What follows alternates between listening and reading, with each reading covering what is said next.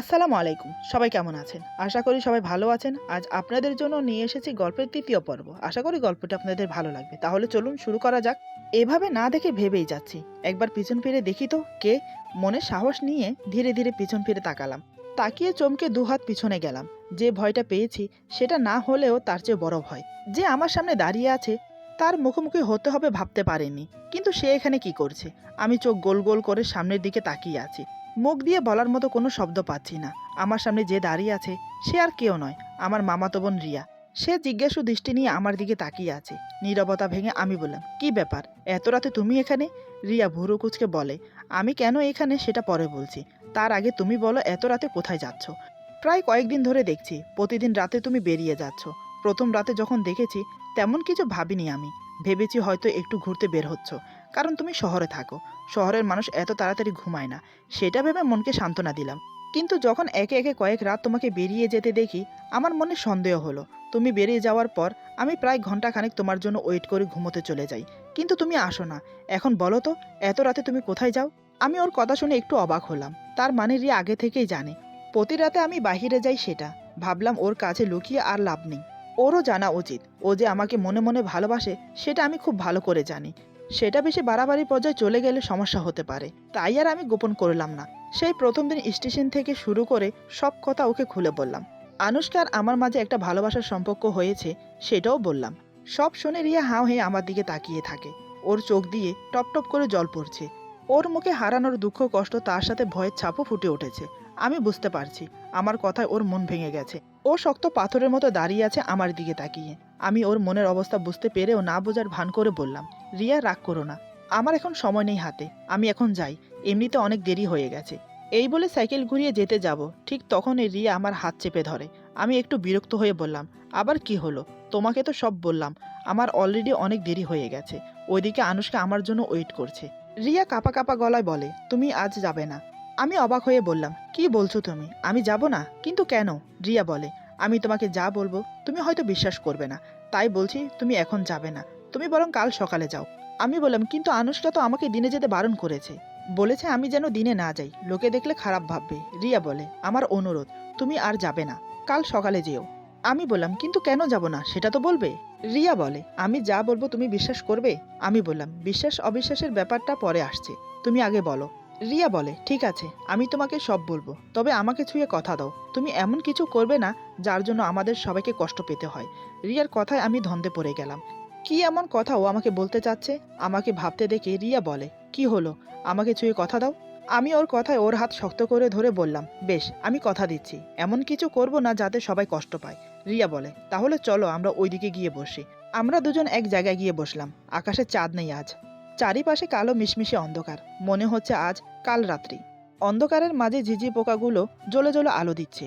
আবহাওয়াটা বেশ ভালো, ঠান্ডা ঠান্ডা বাতাস বইছে। আনুশকার কথা খুব মনে পড়ছে, আজ ওকে কাছে পাবো না। ওর জন্য মনটা খুব ছটফট করছে। কিন্তু রিয়া আমাকে কেন বাধা দিল? কি এমন রহস্যময় কথা ও বলতে চায়? আমি আর রিয়া বসে আছি। রিয়া বলতে শুরু করলো, প্রথমত তোমাকে একটা কথা ক্লিয়ার করে বলি, আমি তোমাকে অনেক আগে থেকে ভালোবাসি। এবার তুমি আসাতে আমি খুব খুশি হয়েছি। আমি কত বোকা, আমি ভেবেছি আমার মতো তুমিও আমাকে ভালোবাসো, কিন্তু আমার ধারণাটা আজ ভুল হয়ে গেল। আচ্ছা ছাড়ো আমার কথা, যা আমার সাথে হয়েছে সেটা আমার ভাগ্য। তবে আমি তোমাকে ভালোবাসি, ভালোবেসে যাব। আমার জীবনে তুমি ছাড়া আর কোনো অস্তিত্ব থাকবে না। আমি শুধু আমার কথাই বলে যাচ্ছি, আসল কথাই বলছি না। আমি জাতক পাখির মতো ফেল করে তাকিয়ে আছি ওর মুখের দিকে। রিয়া আবার বলতে শুরু করলো, তুমি যে আনুশকার কথা বলছো তাকে আমি চিনি। আমি আর সে একই কলেজে পড়তাম।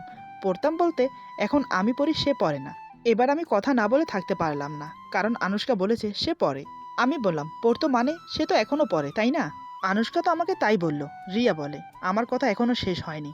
আজ থেকে 2 বছর আগে আনুশকা আমার সাথে পড়তো। ওর একটা বয়ফ্রেন্ড আছে, ওর নাম সুজন। ছেলেটা দেখতে বেশ ছিল। দুজন একসাথে দাঁড়ালে মনে হতো ওরা একে অপরের জন্য সৃষ্টি হয়েছে। দুজন দুজনকে অনেক ভালোবাসতো। একদিন রাতে আনুশকা তার বয়ফ্রেন্ডের সাথে বৃষ্টিতে ভেজে। সেদিন প্রচুর বৃষ্টি হয়েছিল, সারা রাত দুজন বৃষ্টিতে ভিজেছে। সেই বৃষ্টিতে ভেজার কারণে আনুশকার খুব জ্বর হলো, তার সাথে ঠান্ডা। 3 দিনের জ্বরে আক্রান্ত হয়ে মেয়েটা মারা যায়। আনুশকা মারা যাওয়ার পর ওর বয়ফ্রেন্ড পাগল হয়ে যায়। আনুশকার মারা যাওয়াটা ও মেনে নিতে পারেনি। ছেলেটা পাগল হয়ে গেল আমাদের চোখের সামনে। শুধু তাই নয়, আনুশকার দাদি ছিল, তিনিও আনুশকার শোকে 2 মাসের মাথায় মারা যায়, কারণ তিনি আনুশকাকে খুব ভালোবাসতেন। তবে আনুশকা মরেও এখনো আত্মা হয়ে ফিরে আসে প্রতি রাতে, সাথে ওর দাদিও। ওদের বাড়িতে একটা নয়, মোট 3টা কবর আছে। একটা ওর মায়ের কবর, আর বাকি 2টা আনুশকা আর আনুশকার দাদির। আনুশকা প্রতি রাতে ফিরে আসে বৃষ্টিতে ভিজে। এই দৃশ্য এলাকার অনেকেই দেখেছে, তাই সন্ধ্যার পর থেকে ওই রাস্তা দিয়ে কেউ যাতায়াত করে না। তুমি যে বললে যেদিন তুমি আসছিলে সেদিন খুব বৃষ্টি হচ্ছিল, আসলে সেদিন কোনো বৃষ্টি হয়নি। ওইটা ছিল আনুশকার মায়া সৃষ্টি করা। আমি স্তব্ধ হয়ে শুনে গেলাম সব। ওর কথাগুলো শুনতে শুনতে আমার চোখ দিয়ে টপ টপ করে জল পড়ছিল। আমি আমার নিজের কানকে বিশ্বাস করাতে পারছি না। এতগুলো দিন আমি আনুশকার সাথে কাটিয়েছি, সে আনুশকা নাকি মৃত। এটাও কি আমাকে বিশ্বাস করতে হবে? রিয়া কি আমাকে সব সত্যি কথা বলছে? ও আমাকে ভালোবাসে বলে মিথ্যে গল্প শোনাচ্ছে না তো? আমি ভাবতে পারছি না কিছু। মুহূর্তের মধ্যে আমার মন ভেঙে চুরমুচুর হয়ে গেল। আমার স্বপ্ন আকাঙ্ক্ষা সব ভেঙে টুকরো টুকরো হয়ে গেল। আমি নড়তে পারছি না জায়গা থেকে। রিয়া বলে, আমি জানি আমার কথাগুলো শুনে তোমার খুব কষ্ট হচ্ছে। যা সত্যি তাই বলেছি। হয়তো তুমি বিশ্বাস করতে পারছো না। যে মেয়েটার সাথে এতদিন তুমি দেখা করে আসছো, সে এক অশরীরী। যাকে এতটা ভালোবাসলে সে এই জগতের প্রাণী নয়। যে জায়গায় গিয়ে তুমি প্রতিটা রাত কাটিয়ে এসেছো, সেখানে ঘরবাড়ির কোনো অস্তিত্ব নেই। কাল সকালে গিয়ে দেখে এসো। আমি তখনও কোনো কথা বলছি না। আমার ইচ্ছে করছে কাউকে শক্ত করে জড়িয়ে ধরে চিৎকার করে কান্না করি। আমার পরিস্থিতি বুঝতে পেরে রিয়া আমার হাতের উপর হাত রেখে বলে, আলো, তুমি ঠিক আছো তো? আমি যেন এটার জন্যই অপেক্ষা করছিলাম। রিয়া আমাকে একথা বলতে না বলতেই আমি ওকে শক্ত করে জড়িয়ে ধরে কান্নায় ভেঙে পড়ি। মেয়েরা সামান্য কষ্টে কান্না করে, আর একটা পুরুষ তখন কান্না করে যখন সে অতিরিক্ত মনে আঘাত পায়, যখন সে কাউকে অতিরিক্ত ভালোবাসে, যখন সে তাকে হারিয়ে ফেলে। আমি রিয়াকে জড়িয়ে ধরার সাথে সাথে রিয়াও আমাকে জড়িয়ে ধরে। দুজনের ব্যথাই একই। এখানে কে কাকে সান্ত্বনা দেবে? একটা ছেলে কতটা ভালোবাসলে সে এভাবে ভেঙে পড়ে। রিয়া বুঝতে পারলো আমি আনুশকাকে কতটা ভালোবাসি।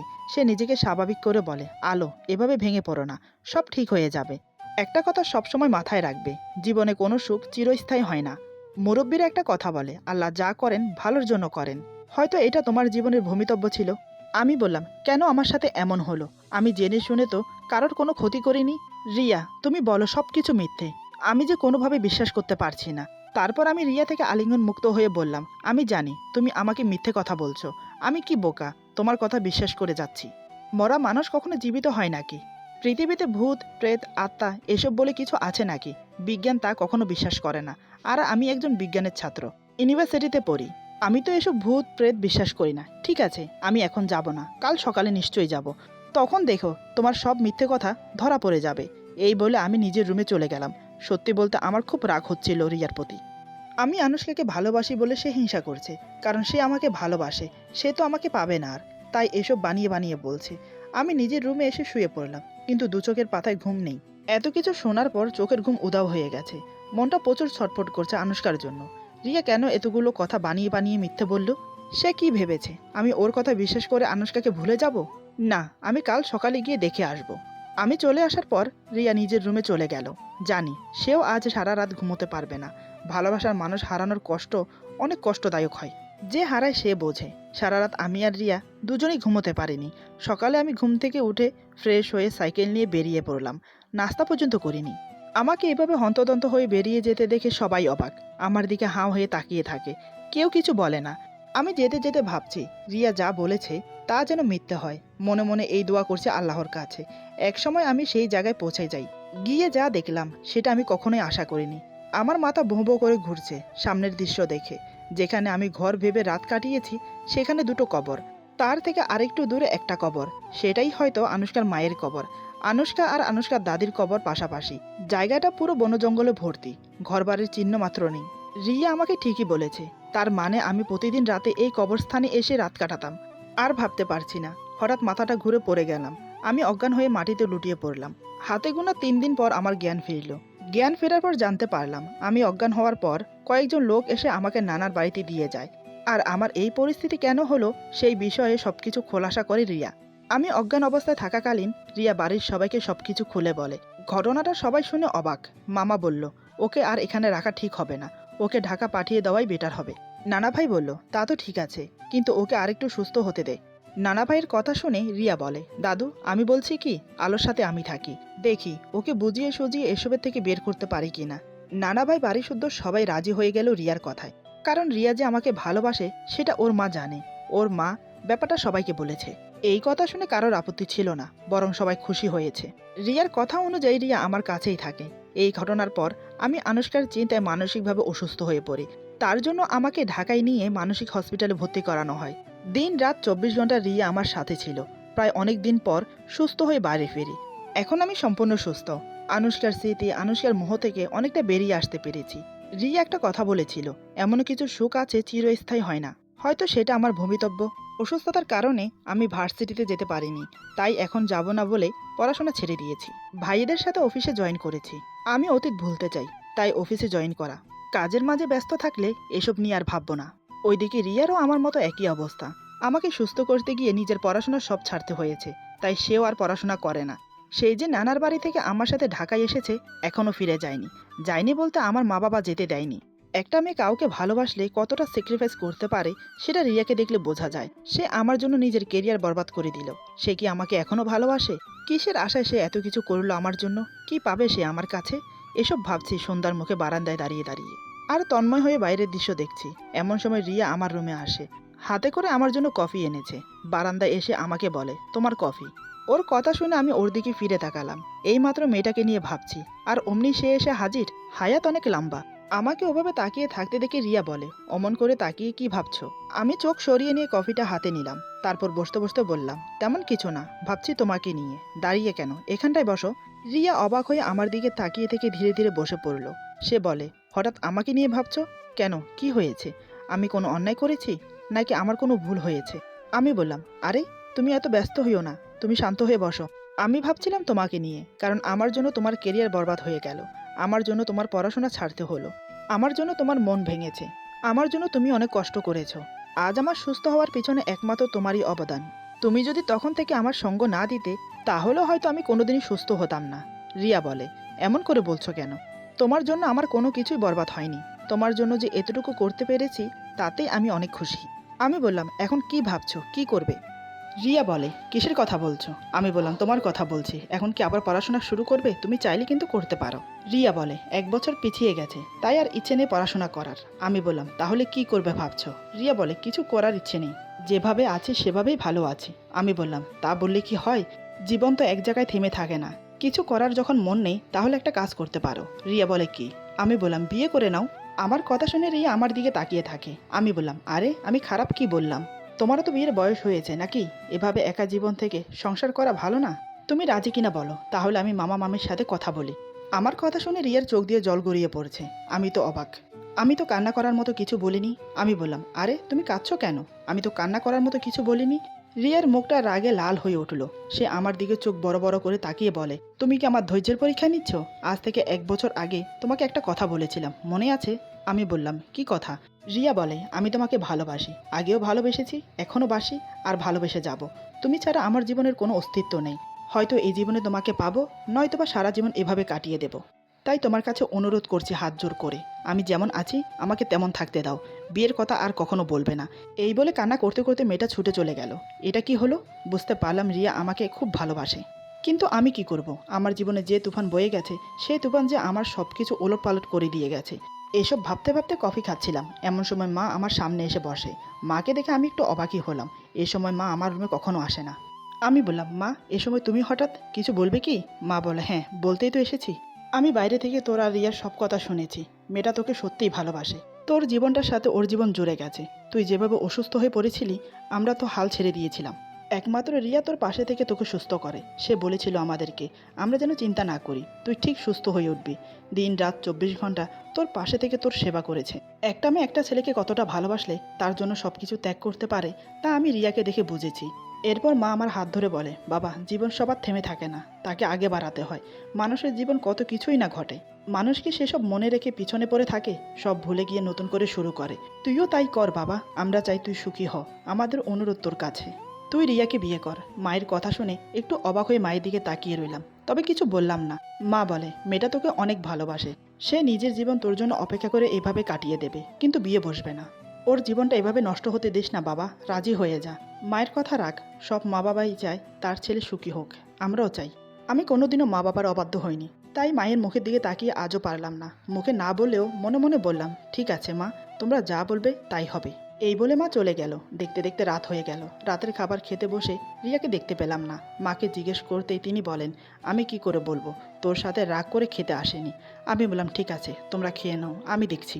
এই বলে ওর রুমে গেলাম। দেখি মেয়েটা রুমে নেই। যত সম্ভব ছাদে হবে, তাই ছাদে চলে গেলাম।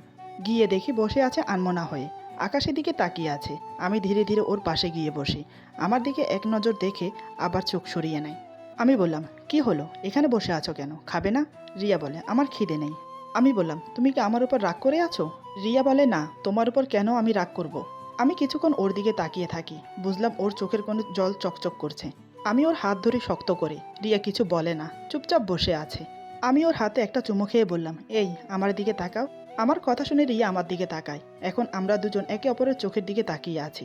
আমি বললাম, ভালোবাসো আমাকে? রিয়া বলে, হুম। আমি বললাম, বিয়ে করবে আমাকে? বিয়ের কথা শুনে রিয়া হাঁ হয়ে থাকে। ও চোখ বড় বড় করে নেয়। আমি বললাম, হাঁ হয়ে আছো কেন, বলো বিয়ে করবে আমাকে? রিয়া অভিমানের সুরে বলে, তুমি তো আমাকে ভালোবাসো না, বিয়ে করব কি করে? আমি ওর হাত ধরেছিলাম। ওর কথা শুনে অন্য হাত দিয়ে হাত বুলাতে বুলাতে বলি, ভালোবাসি না? তাতে কি হয়েছে, তুমি তো আমাকে ভালোবাসো। তোমার ভালোবাসা দিয়ে না হয় আমার ভালোবাসা জয় করো। এখন বলো, বিয়ে করবে আমাকে? রিয়া কাঁদো কাঁদো মুখ নিয়ে উপর নিচ মাথা নাড়ে। আমি ওর কপালে কিস করে বললাম, ছেড়ে যাবে না তো? রিয়া বলে, না। আমি বললাম, কখনো কষ্ট দেবে না তো? রিয়া বলে, কখনো দেব না। আমি বললাম, যদি তুমি আমাকে ছেড়ে চলে যাও তাহলে কিন্তু আমি মরে যাব। এই কথা শোনার সাথে সাথে রিয়া আমার বুকে ঝাঁপিয়ে পড়ে কান্নায় ভেঙে পড়ে। সে আমাকে শক্ত করে জড়িয়ে ধরে বলে, আমি তোমাকে ছেড়ে কখনো যাব না। আমি তোমাকে অনেক ভালোবাসি, অনেক। আর কখনো মরার কথা বলবে না। তোমার আগে যেন আমার মৃত্যু হয়। আমি বললাম, আরে পাগলি, তুমি মরলে আমাকে ভালোবাসবে কে? আমাকে ভালোবাসার জন্য তোমাকে যে থাকতে হবে। কান্না বন্ধ করো। এই বলে ওর দু চোখের পাতায় আলতো করে কিস করি। আমার ছোঁয়া পেয়ে রিয়া তিত্তির করে কাঁপছে। সে চোখ বন্ধ করে নেয়। আজ আমার মনে সেই অতীতে ফেলে আসা ফিলিংসটা জেগে উঠেছে রিয়ার প্রতি। আমি ওকে আমার বুকে শক্ত করে জড়িয়ে ধরলাম। রিয়া আমাকে বাধা দিল না। আমিও সাহস পেয়ে গেলাম। এবার আমি ধীরে ধীরে ওর কপালে চুমো খেয়ে ওর ঠোঁটে আলতো করে কিস করি। সে লজ্জা পেয়ে সরে যায়। আমি ওর কানে ফিসফিস করে বলি, লজ্জা পেয়ে কোনো লাভ নেই। আজ থেকে বিয়ের জন্য প্রস্তুতি নিতে শুরু করো। এখন লজ্জা পেয়ে সরে যাচ্ছ, কিন্তু বাসরাতে সরে গেলে চলবে না। তখন কিন্তু আমার সব চাই। এখন চলো খাবে। ততক্ষণে মা বাবার খাওয়া দাওয়া শেষ হয়ে গেছে। আমাদের দুজনকে একে অপরের হাত ধরে নেমে আসতে দেখে তারা যা বোঝার বুঝে গেল। তার পরের দিন থেকে শুরু হলো বিয়ের আয়োজন। খুব ধুমধামের সাথে আমাদের বিয়ে হলো। রিয়াকে খুব সুন্দর করে সাজিয়ে বাসর ঘরে দেওয়া হলো। রাত 12টার দিকে আমি রুমে প্রবেশ করলাম। দরজা লাগিয়ে ওর পাশে গিয়ে বসলাম। রিয়া উঠে এসে আমাকে সালাম করলো, কিন্তু এক হাত মাথার ঘুমটা সরায় না। বুঝলাম আমাকে সরাতে হবে। আমি ঘুমটা সরিয়ে দেখে তো অবাক। ওয়াও, কত সুন্দর লাগছে রিয়াকে। ও যে এত সুন্দর আমি আগে ভালো করে দেখিনি। আমি বললাম, সত্যি রিয়া, তুমি এত সুন্দর আমি আগে জানতাম না। রিয়া বলে, তুমি তো আমার দিকে ভালো করে তাকিয়ে দেখোনি। আমি বললাম, তাই তো, সত্যিই দেখিনি। আসলে আমার বউটা অনেক সুন্দর। তাহলে আর দেরি কেন বউ, অনেক তো অপেক্ষা করালে, এবার আমাকে ভালোবাসতে দাও। রিয়া বলে, কি বললে? আমি তোমাকে অপেক্ষা করিয়েছি নাকি তুমি আমাকে অপেক্ষা করিয়েছ? আমি বললাম, সরি জান, বাই মিস্টেক বলে ফেলেছি। তুমি আমাকে করাওনি, আমি তোমাকে করিয়েছি। রিয়া বলে, হ্যাঁ, এবার ঠিক আছে। আমি বললাম, তাহলে আদর করি? রিয়া বলে, তুমি না কি আমি নিজেও জানি না। ভালোবাসা কি কেউ বলে বলে করে? আমি বললাম, তাই বুঝি, তাহলে কিভাবে করে শিখিয়ে দাও। রিয়া বলে, ইস, ছোট খোকা, কিছু জানে না। সেদিন রাতে ছাদে নিজের ইচ্ছেতে তো আদর করলে, তখন কি আমাকে জিজ্ঞেস করেছিলে? আর এখন তো বিয়ে হয়ে গেছে, এখন তো আমি তোমার। তুমি আমাকে আদর করতে চাইলেও আমি বাধা দিতে পারবো না। আমি বললাম, ঠিক আছে, তাহলে আর দেরি করব কেন, আমারটা আমি না হয় পুষিয়ে নেই। এই বলে আমি ওকে শুইয়ে দিয়ে ওর বুকের উপর শুয়ে পড়লাম। ওর বুকে মাথা রেখে যেন শান্তি পেলাম। মনে হচ্ছে আমার জীবনে কোনো দুঃখই ছিল না কোনো কালে। রিয়া আমাকে পরম আনন্দে ওর বুকের সাথে জড়িয়ে রাখে। আমি বললাম, রিয়া, তুমি আমাকে কখনো কষ্ট দেবে না তো? রিয়া বলে, তোমাকে কষ্ট দিলে তার চেয়ে বেশি কষ্ট আমি পাবো, কারণ আমি তোমাকে ভালোবাসি। আমি বললাম, আজ বেশি কথা নয়, আজ আমাদের ভালোবাসার রাত। একে অপরকে শুধু ভালোবাসবো। এই বলে আমি ওকে শক্ত করে জড়িয়ে ধরে আদর করতে থাকি। শুরু হয়ে যায় আমাদের নতুন জীবন, নতুন সংসার। তবে আনুশকাকে ভুলতে পারিনি। কি করে ভুলি বলুন? সে হচ্ছে আমার জীবনের প্রথম প্রেম। কথায় আছে না, সব ভোলা যায়, কিন্তু প্রথম প্রেম ভোলা যায় না। আজকের গল্প এখানে সমাপ্ত। আশা করি গল্পটি আপনাদের ভালো লাগবে। যদি ভালো লাগে তাহলে লাইক, কমেন্ট এবং সাবস্ক্রাইব করে আমাদের পাশে থাকুন। সবাই ভালো থাকুন, সুস্থ থাকুন। আল্লাহ হাফেজ।